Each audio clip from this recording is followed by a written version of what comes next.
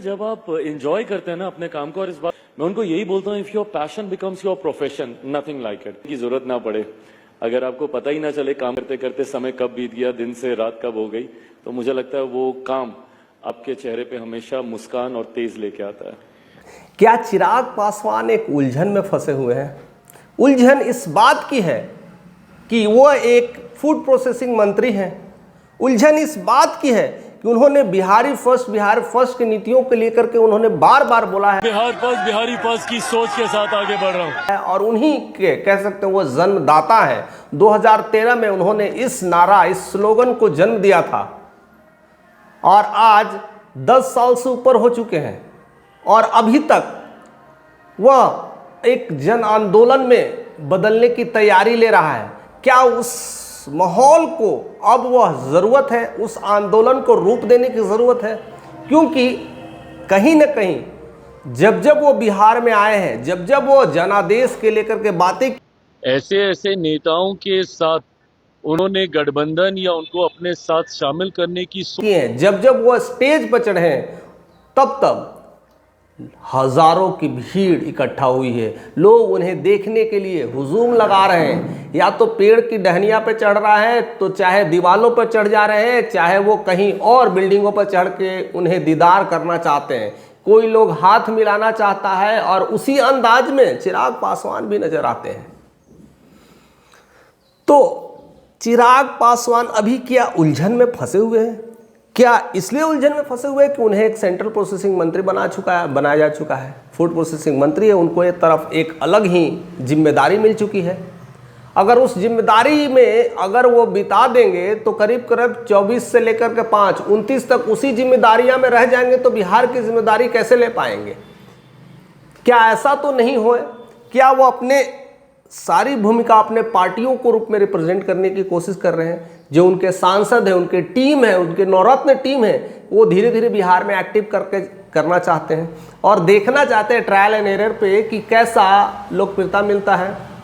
क्या वो इस बात को लेकर के थोड़ा डरे हुए हैं कि अभी तो 2020 में मैंने जो काम किया था, मंत्री नीतीश कुमार जी ने विधानसभा में खड़े होकर बोला, अरे इन पीने वालों से कोई हमदर्दी नहीं। भाई, जो पीने वाले थे उनको तो आपने बद्दुआ दे ही दी।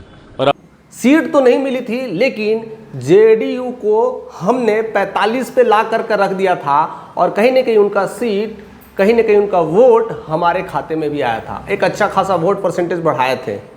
तो क्या होने वाला है इस 2025 के इलेक्शन में, वह अभी भी एक कहते हैं ना, एक समस्या, एक क्वेश्चन या कहीं ना कहीं एक टेंशन का विषय है कि क्या वो क्लिक कर पाएंगे। हालांकि रामविलास पासवान इस मामले में होते तो वो काफ़ी जरूर भाप लेते हैं, क्योंकि वो कहते हैं अपने आप को मौसम वैज्ञानिक। अगर मौसम वैज्ञानिक है तो उन्हें पता चल जाना चाहिए था कि इस बार 2025 में मुझे कम से कम 30 या 35 सीटों का जनाधार मिलने वाला है और लोग हमें चाहते हैं और उसी अंदाज से वो लड़ाई लड़ते हैं। अगर वो लगता है नहीं होगा तो वो किसी पार्टी में जाकर मिलते थे। ऐसा ही रामविलास पासवान का मौसम विभाग बोलता था, या उनके मौसम टेक्निक नॉलेज जो भी है कह सकते हैं, उस नॉलेज से वो अपनी पार्टियों को इधर उधर करते थे, या तो एनडीए में डालते थे या आरजेडी में डालते थे या निर्दलीय चुनाव लड़ लेते थे। ऐसा माहौल क्रिएट करते थे क्योंकि उस बात को समझते थे। और चिराग पासवान ने कहीं ना कहीं इस बात को खुलासा कर चुका है, मेरे अंदर जो भी राजनीति का कीड़ा है वो मेरे पिता के वजह से है। मेरे अंदर मेरे पिता का रग रग, एक एक बूंद उनके ऊपर समर्पित है और कहीं ना कहीं मैं उसी अंदाज में भी सोचता हूं। तो मौसम वैज्ञानिक का बेटा हूं तो काम भी वैसा ही करूंगा। तो क्या एक तरफ कहते हैं कि क्लियर है, दूसरी तरफ कहते हैं कि सोचते हैं, और एक तरफ फूड प्रोसेसिंग मंत्री होने के कारण एक दबाव है।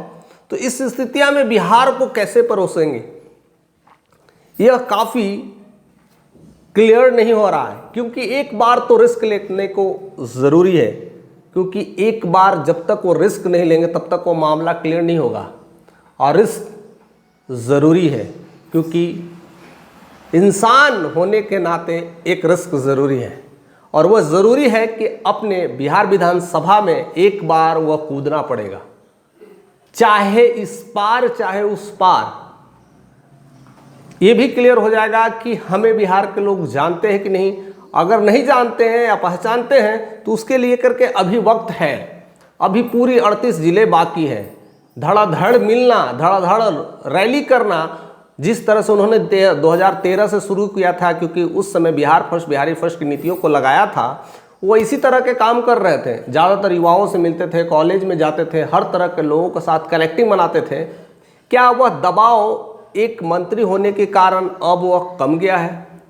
और अगर ऐसा है तो फिर बिहार में कैसे वो बड़ा जनादेश ले आएंगे? क्या उनके कार्यकर्ता में उतनी दमखम है कि उनको पर छोड़ करके सब काम कर सकते हैं?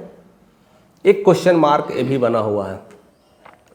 तो उन्हें आना पड़ेगा, और शायद इस बात के लेकर के मलाल होगा कि मैं उधर पद को छोड़ करके इधर अगर आऊं तो क्या बीजेपी हमारे साथ खड़ी रहेगी? क्या हमें उस तरह का सपोर्ट दे पाएगी? ये भी एक कहीं न कहीं एक डर है, एक कहीं संशय है, और शायद इसी संशय की वजह से वह क्लियरली नहीं कह पा रहे हैं कि मैं बिहार में इस बार तैयार हूँ, क्योंकि पिछले कई सारे उनके स्पीच में ये क्लियर डाटा निकल करके आता है कि इस बार नहीं, हम 2030 के लिए बैठे हैं, लेकिन इस बार हम नीतीश कुमार के नेतृत्व में लड़ना चाहते हैं। लेकिन जिस तरह की नीतीश की रवैया चल रही है, जिस तरह से नीतीश कुमार की स्थितियां चल रही है, और बीजेपी के कहीं ना कहीं इसके मन में एक ख्याली पुलाव बन रहा है कि नीतीश कुमार को बैठाना है, और दूसरी तरफ चिराग कहते हैं कि नीतीश कुमार ही आएंगे, और बीजेपी चाहती है कि नीतीश कुमार को बैठाना है। तो इस स्थितियां में किस तरह की दाल पक रही है, अंदर जो दाल में काले वाली जो बात है वह कैसा हो रहा है, यह एक अंदरूनी मामला है। और इस अंदरूनी मामले को कैसे निकाला जाए, और इस पीड़ा को, इस दर्द को कैसे बताया जाए, और इसी वजह से शायद चिराग संशय में है कि 2025 या 2030, 2025 या 2030, 2025 या 2030, इस संशय को आप ज़रूर दूर कर सकते हैं, क्योंकि आपके कमेंट, आपके शेयरिंग और आपकी जितनी कमेंट होती है कहीं ना कहीं उन तक पहुंचती हैं, और वह देखते हैं कि हाँ, मेरी लोकप्रियता कितनी बढ़ रही है। अगर लोकप्रियता बढ़ी तो मौका अभी है, यानी वो आ सकते हैं, एक बार ट्रायल एंड एरर कर सकते हैं, क्योंकि नवरत्न टीम ऑलरेडी तैयार हो चुका है और बिहार में ऐसी रणनीतियाँ बन रही है। नहीं तो नीतीश कुमार जब तक रहेंगे दूसरा कोई बनने नहीं देगा, खास करके एनडीए में। और तो आरजेडी में तो क्लियर हो चुका है कि तेजस्वी यादव है, लेकिन यहाँ पर केवल नीतीश कुमार है। अगर यह मामला क्लियर नहीं हुआ तब भी, या तो सीएम का चेहरा क्लियर नहीं हुआ तब भी मामला फंस सकता है। चिराग भी जाएंगे और नीतीश भी जाएंगे, और बाजी कोई और मार जाएगा, यानी तेजस्वी यादव मार जाएगा। ऐसी स्थितियां में क्या होगी बीजेपी की तोड़, और किस तरह होगा चिराग पासवान का संशय दूर? इस सब तमाम खबरों के साथ आप बने रहें। चैनल पे नए तो सब्सक्राइब करें, ज़्यादा से ज़्यादा लोगों तक शेयर करना ना भूलें।